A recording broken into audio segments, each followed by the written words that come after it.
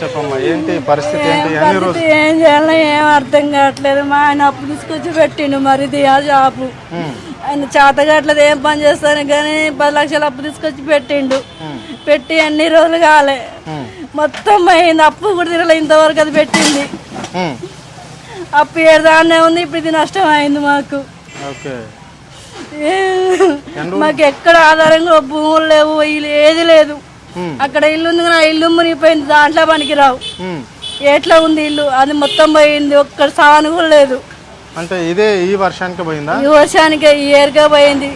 చదువుకున్న వీలు లేకుండా అయిపోయింది. చదువుకుందామన్నా కూడా దెబ్బ నీళ్ళు తడలు వస్తూనే ఉన్నాయి.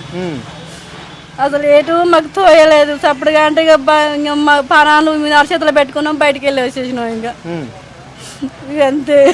ఓకే, దాదాపుగా ఎంత నష్టమైందమ్మా ఇప్పుడు? మా ఆయన 10 లక్షలు పెట్టిండు మొత్తం.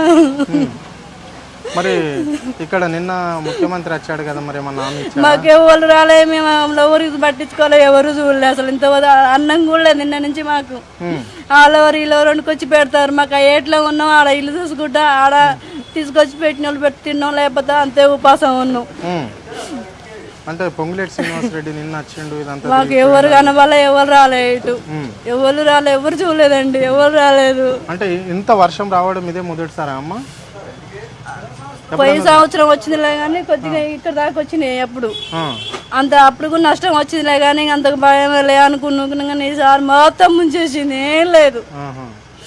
ఏం లేదు.